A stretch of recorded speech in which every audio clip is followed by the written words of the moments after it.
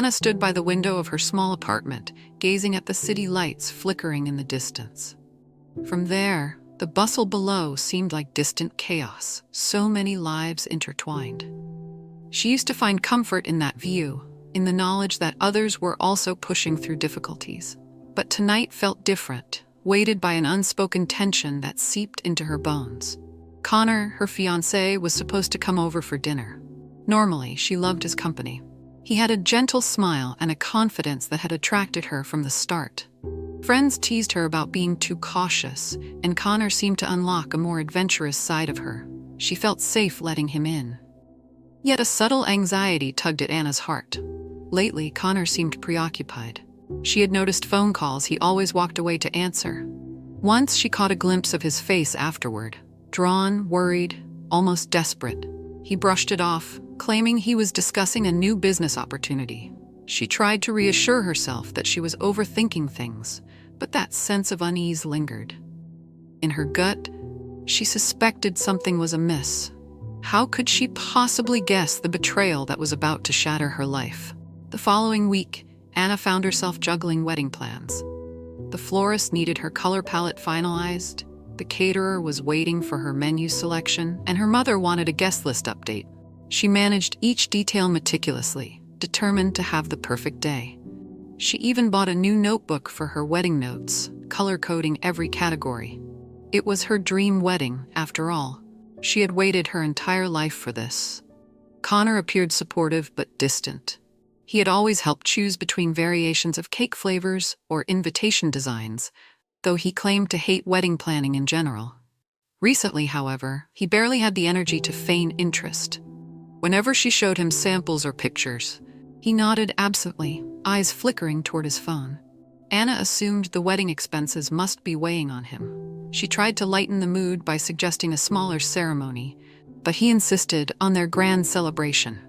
He promised everything was fine financially, even joking about how they might have to tighten belts, only after the wedding.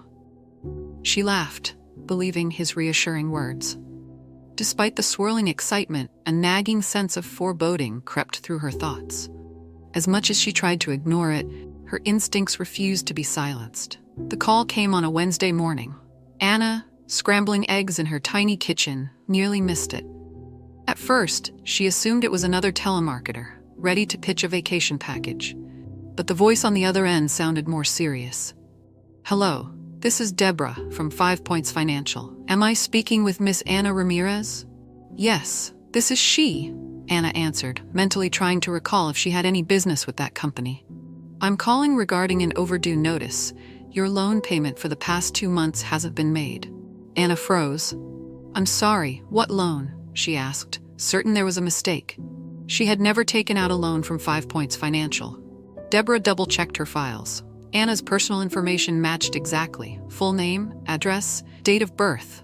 The woman on the phone explained that the remaining balance was significant, and action would be taken if payments were not made. Shaken to her core, Anna asked for more details. The rep mentioned the loan was co-signed electronically, but she lived alone, and her name had never left her personal accounts. After hanging up, Anna stared at her phone, heart pounding with dread. Something was terribly wrong. Anna's mind raced as she sat on the edge of her bed, scrolling through bank statements on her laptop.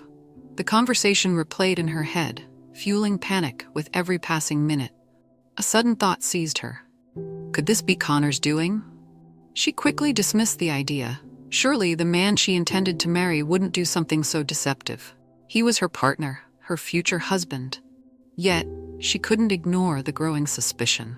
She tried to recall every conversation about finances they had ever shared. Connor had never been forthcoming about his debts or assets, claiming he liked to keep money simple. He insisted any large expenses, such as a wedding, were things they'd figure out together. She called 5 Points Financial back, requesting a copy of the loan paperwork. After a lengthy hold, a representative emailed her a scan of the signed documents. When she opened the file, her blood ran cold. There was her name and signature, except Anna knew she had never signed that paper. The signature looked close enough to hers to fool an unsuspecting eye, but with subtle differences. Her heart pounded harder. Who had done this? And how could they? Determined to keep her composure, Anna made an emergency appointment with her bank's fraud department. She printed all the documents and hurried across town, ignoring the drizzle that dampened her coat. Inside the bank's conference room, the officer listened quietly, asked pointed questions, and jotted down notes. Meanwhile, Anna felt her emotions swell: shock, betrayal, and a sinking sense of dread. The officer confirmed what she already suspected: the signature on the loan was likely a forgery. The question was who had enough of her personal information to pull this off. Anna listed the people close to her. A friend? A relative? The idea that Connor might be responsible felt too cruel. Still, the bank officer mentioned that in most cases, the culprit was someone the victim knew intimately. He explained the process. They would open a fraud investigation and coordinate with 5 Points Financial.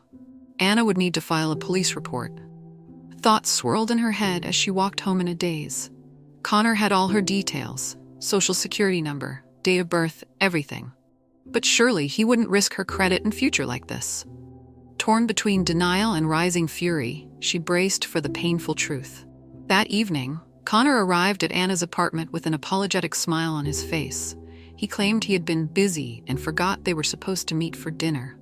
Anna tried to summon a calm facade, though her heart hammered wildly. She handed him a stack of papers, the loan documents. "Do you know anything about this?" she asked, voice surprisingly steady despite the turmoil inside.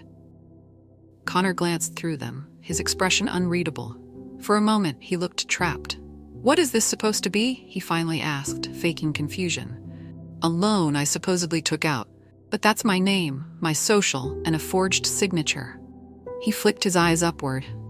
"Are you implying I had something to do with this?" His voice carried a wounded edge, but Anna noticed a flicker of panic behind his eyes. She pressed him for answers.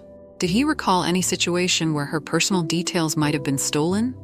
Connor launched into a defensive tirade: how she could suspect him, the man who loved her? His voice cracked, and he insisted he had no clue about the loan. Anna, unsure whether to believe him, felt her heart splitting between trust and suspicion. 2 days passed, with no resolution. Anna wrestled with conflicting emotions. Connor acted repentant, yet evasive, offering no tangible explanation. She found herself alone in her living room, sifting through every memory and conversation they'd ever shared. A swirl of emotions overwhelmed her: disbelief, hurt, anger. If Connor was innocent, he'd be working with her around the clock to solve this. Instead, he dodged her calls and texted sporadic excuses. Busy at work, swamped with errands, will explain soon. None of it felt right. Anna finally confided in her best friend, Layla. Over warm cups of tea, Layla listened with wide, horrified eyes. She kept muttering phrases like, "I never trusted him," and "you deserve better." Anna snapped back, initially defensive. She wasn't ready to accept that her fiancé could commit fraud against her. But as she spoke, tears gathered in her eyes, fueled by the horrifying possibility that Connor had knowingly placed her in financial jeopardy. After the conversation, Anna felt a new determination harden inside her. If Connor had deceived her, she wouldn't hesitate to seek justice. Loyalty could only stretch so far. Betrayal had a way of igniting a fire that could not be easily extinguished.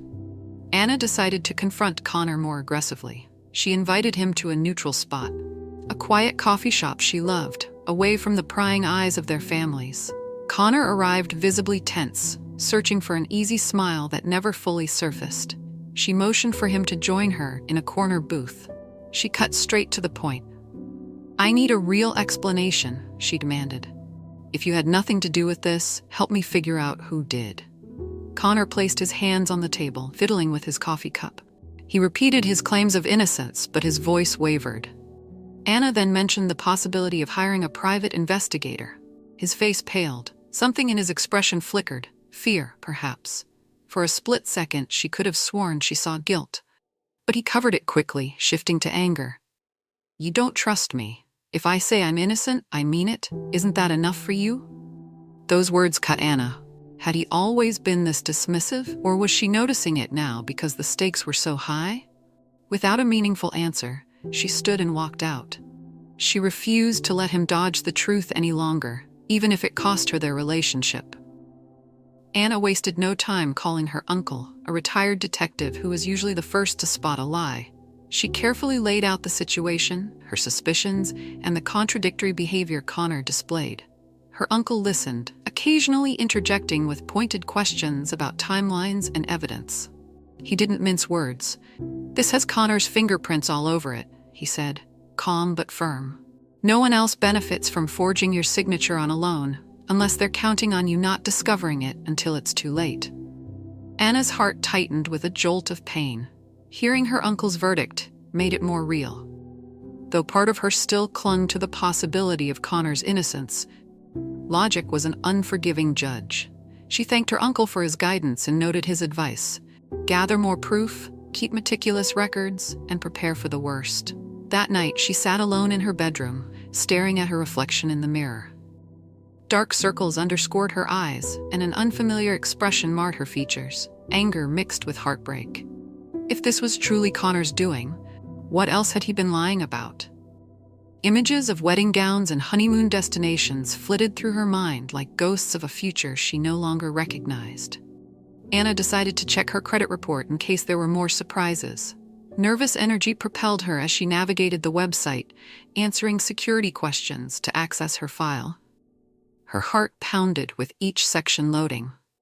The loan from 5 Points Financial was indeed there, glaring in large amounts overdue. Then her eyes drifted down to discover another credit line she hadn't recognized. Flipping between tabs, she confirmed that once again, the addresses and contact details matched hers. Another forged signature. The date of opening this credit line? 2 months prior. She inhaled sharply, feeling nausea swirl in her stomach. The loan wasn't a one-time accident. Someone was systematically exploiting her identity. Gathering her courage, she picked up the phone and dialed Connor's number. He didn't pick up. She texted him screenshots, demanding an explanation. No response. The anger that surged within her was unlike anything she'd known. Her trust had been shattered, and panic rippled through her, imagining the mounting debt she now faced. Anna knew she had to protect herself. She scoured online resources about identity theft, reading until her eyes blurred. Her heartbreak was quickly transforming into righteous fury, fueling a determination she never expected she'd need. After days of silence, Connor showed up unannounced at Anna's door late one evening. His eyes were bloodshot, and a panicked tremor underlined his voice. Before she could send him away, he pushed inside, insisting he needed to talk. She stood by the living room table, arms crossed, waiting for his explanation. He confessed, partially. According to Connor, he had taken out the initial loan in her name to cover some unexpected debts. His voice cracked as he blamed everything on desperation, claiming his business had been on the verge of collapse. When pressed, he admitted forging her signature. As for the second credit line, he insisted he had no knowledge of that. Anna didn't believe him. She stood there, stunned, feeling her world implode. The man she loved, who promised forever, had manipulated her finances behind her back. Rage swelled in her chest, but an even heavier weight, humiliation, settled over her. How could she have been so blind? Anna demanded he leave, but Connor dropped to his knees, pleading for forgiveness. He even promised to pay everything back once his business turned around. Despite the swirl of anger and heartache, a small part of her pitied him. But pity wasn't enough to erase betrayal. Anna sought legal counsel the very next day. A stoic attorney named Miss Delacroix listened carefully to her saga of forgery, debt, and broken trust. The woman's face remained professionally neutral, but her voice carried empathy as she explained possible routes for Anna to protect herself. Miss Delacroix stressed that if Anna didn't act fast, she could be held liable for the loans. Even with proof of forgery, the burden often fell on victims to clear their names. They discussed filing an official police report, pursuing identity theft charges against Connor, and alerting credit bureaus. Anna fought tears through it all, taking notes as Miss Delacroix outlined a strategy. This was so far removed from her dream engagement. She had once believed Connor was her perfect match. Now she found herself investigating him like a criminal. Heartbreak gave way to steely resolve. She needed to protect herself, even if it meant going to war with the man she loved. As she left the office, crisp papers in hand, a bitter realization struck her. Whatever future she had imagined with Connor was irreparably destroyed. Her anguish was undeniable, but beneath it lurked a fierce resolve to see justice served and secure her own peace of mind. Walking through the bustling city streets, Anna tightened her coat against the cold gust. She clutched the folder of legal documents, each page a testament to Connor's deceit. Her phone vibrated. Another desperate text from him, begging her to understand. She ignored it. Later that evening, she drafted a formal letter disputing the loan at 5 Points Financial, attaching copies of the forged signatures. The words felt strangely empowering to write, almost as if each sentence was a step toward reclaiming her life. She faxed, emailed, and mailed the dispute, determined not to let any bureaucratic gap slow her progress. She also began compiling every piece of evidence that pointed to Connor. Bank statements showing suspicious transactions, emails referencing shared obligations that she never agreed to. In the process, she found smaller, earlier signs of betrayal. A subscription paid with her card, a mysterious online payment. It made her wonder just how long Connor had been deceiving her. Exhaustion gnawed at her, but Anna refused to back down. If Connor expected her to crumble under the weight of heartbreak, he would soon realize his mistake. She was done playing the victim. The next phase of her plan involved something she once feared but now embraced, confronting him publicly. Anna contacted her close friends, people who once admired Connor, and confided in them about the situation. At first, many of them were shocked, some even skeptical. After all, Connor had projected an image of a charming, supportive partner. But as Anna shared tangible evidence, disbelief gave way to outrage on her behalf. Support began pouring in. A friend offered to help her investigate any ties Connor might have beyond what she already knew. Another had connections to a local reporter who sometimes covered consumer fraud stories. The idea of public exposure both horrified and intrigued Anna. Would it be a step too far, or would it ensure that justice was done? While sorting through these possibilities, she felt a glimmer of empowerment. She had a community behind her. She wasn't alone. Yes, she was humiliated, but the storm of betrayal no longer consumed her as it once did. Her pain found a channel, righteous anger that demanded restitution. She watched from her window as the sun sank over the skyline, painting the sky in brilliant streaks of orange and red. In that moment, Anna realized she would never return to her old self. Her innocence had been fractured, but a stronger, fiercer version of her was emerging. A week later, Anna requested a meeting with Connor and both their families. She organized it at her parents' house under the pretext of settling wedding details. Connor arrived, looking gaunt and tense. Her parents, who had always welcomed him warmly, watched him now with suspicion. His own parents, proud people who boasted about their son's entrepreneurial spirit, seemed uneasy. Once everyone was seated around the living room, Anna began. She laid out the forged documents, highlighted the sums owed, and provided timelines that made it clear Connor had orchestrated the entire scheme. Gasps rippled through the room. Her father's face darkened with anger. Her mother pressed a trembling hand to her chest. Connor attempted to respond, but his words stumbled. He insisted it was all a misunderstanding. His parents tried to intervene, but their voices wavered. The evidence was undeniable. Watching their shock and horror unfold brought Anna a bitter sense of justice. For once, the truth wasn't hidden behind polite smiles. She then announced that the wedding was canceled, effectively dismantling the future they had planned. The gathered families gaped in stunned silence. Anna held her head high, though her heart pounded relentlessly. This was her final stand. No more lies, no more deceit. Connor's parents cornered Anna after the meeting. They pleaded for mercy, insisting that their son had simply been under immense financial pressure. They offered half-hearted apologies and even hinted at covering part of the debt themselves to smooth things over. Anna listened, trying to maintain composure. She felt empathy for them.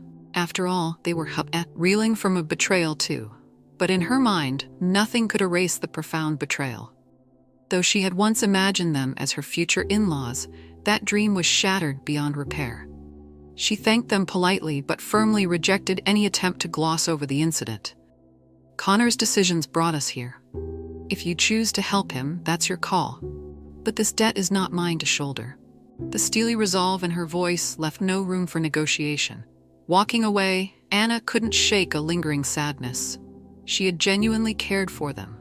But now she saw a willingness to enable Connor's manipulations. She wondered how long they had turned a blind eye to his faults. She told herself it no longer mattered. This wasn't her burden to carry. The seeds of accountability had been planted, and she was ready to see them grow into full-blown karma. Later that week, Anna filed an official police report. It felt surreal explaining to an officer how her fiancé had forged her signature. The officer's empathic gaze revealed how common such betrayals were, yet each one carried its unique heartbreak. A swirl of guilt, shame, and grim determination filled Anna. Filing charges was a formidable step, one that might lead to Connor's criminal record, but she had no other path to protect herself and reclaim her credit. On her way out, she noticed her reflection in the station's glass door. Shoulders squared, chin lifted. This wasn't the timid woman who once hesitated to question her partner. This was someone reborn from the ashes of betrayal. She clung to that realization. She was stronger than she ever thought possible. Uncertain what might come next, she mentally rehearsed everything Miss Delacroix had warned her about. A legal battle could be lengthy and draining. Connor might attempt to discredit her. But no matter how messy it became, Anna vowed to see it through. She would not allow him to slip away unscathed, leaving her to bear the financial and emotional aftermath alone. Hope shimmered dimly in her chest. Yes, there would be justice, and perhaps, in that reckoning, a new future would finally take shape. One late evening, Anna received an unexpected message from an unknown number. The text read, "I know what Connor did. Let's talk." Suspicion churned in her gut, but curiosity won. She arranged a meeting in a public cafe, and a woman named Marissa appeared. Nervous, Marissa introduced herself as Connor's former business partner. They spoke in hushed tones. Marissa explained that she'd been defrauded by Connor too. He'd siphoned off company funds, leaving her to face creditors and a tarnished reputation. "He's done this before," she confided, her voice trembling with remembered fury. "He manipulates people who trust him and uses their credentials to secure loans. Then he vanishes." Anna's eyes widened. This pattern was more extensive than she'd realized. Resentment and outrage flared inside her. Connor had been a con artist all along. She felt a pang of guilt for dismissing earlier red flags, but she couldn't dwell on that now. Marissa came prepared. She handed Anna a folder filled with documents linking Connor to multiple cases of financial wrongdoing. Anna's heart pounded as she saw the same cunning methods repeated. A sense of sisterhood formed between them, bound by a shared betrayal. United in their anger, they vowed to expose him fully. Armed with Marissa's evidence, Anna arranged another meeting with her attorney. Ms. Delacroix's practiced composure cracked into a rare smile when she saw the trove of incriminating documents. This was the breakthrough they needed, hard proof that Connor had a pattern of financial deceit. They strategized. Anna would update law enforcement on Connor's wider history, bolstering the case against him. If he faced multiple charges from multiple victims, it would be far more difficult for him to evade serious legal consequences. She also considered issuing a public statement or working with a journalist to expose the full scope of his misdeeds. But Miss Delacroix warned her to tread carefully. Public exposure carried risks. Slander lawsuits could arise if anything she said was deemed untrue. Anna, however, had no intention of lying. She possessed factual evidence, documents bearing Connor's signature, and transaction records. She would speak only the truth. Leaving the attorney's office, Anna felt an electric energy coursing through her. The heartbreak that once paralyzed her now fueled a relentless pursuit of justice. She no longer felt sorry for Connor, nor did she desire his affection. All she wanted was to reclaim her life, ensuring he'd never hurt another person the way he had hurt her. The moment for public confrontation arrived at a charity gala that Anna and Connor were both scheduled to attend. Months before, they had accepted the invitation as a couple, promising to contribute to an event supporting underprivileged students. The irony was painful, but Anna decided the public venue could serve her purpose well. She arrived in a sleek, understated dress. Connor, clearly caught off guard by her presence, wore a forced smile that failed to mask his unease. Their acquaintances, unaware of the brewing storm, assumed they were still engaged. Anna moved through the crowd with poise, politely acknowledging guests who congratulated her on the upcoming wedding. At the right moment, as the organizers called for an intermission, she stepped forward. She addressed the room, explaining she and Connor would no longer be marrying. Murmurs rippled across the audience. She calmly outlined, without delving into every gritty detail, that Connor had been forging her signature for personal financial gain. She assured everyone that legal action was underway. Connor's face flushed crimson. He tried to speak, but no words came. Whispers swelled, eyes turned toward him with bewilderment and disgust. Standing tall in front of the crowd, Anna felt years of pent-up betrayal lift from her shoulders, replaced by a deep, satisfying resolve. The fallout from the gala confrontation was swift. People who had admired Connor's charm now questioned everything about him. Social media buzzed with rumors, half-truths, and occasionally sensational claims. Anna watched from the sidelines, grateful that she'd spoken her piece clearly. She refused to engage in online mudslinging, opting instead to let the official process handle things. Connor, on the other hand, tried to spin the narrative. He posted lengthy justifications, blaming business partners, the economy, anyone but himself. Yet the tangible evidence against him was mounting. More victims emerged, emboldened by Anna's public stand. They, too, demanded accountability. Financial institutions, alerted by the buzz, investigated suspicious activity on accounts linked to Connor. The walls were closing in on him, and from what Anna's attorney relayed, it appeared certain charges against him would stick. Though she felt a pang of empathy for the man she once loved, her main emotion was relief. She no longer had to fear the phone ringing with another creditor demanding money she never borrowed. Karma, it seemed, was unfolding in real time. The community that once supported Connor's ventures now distanced themselves, not wanting to be associated with deception and fraud. Anna observed everything with a sense of vindication. Her nightmare was finally becoming his downfall. As Connor's legal troubles mounted, he attempted to contact Anna repeatedly. At first, she ignored his messages.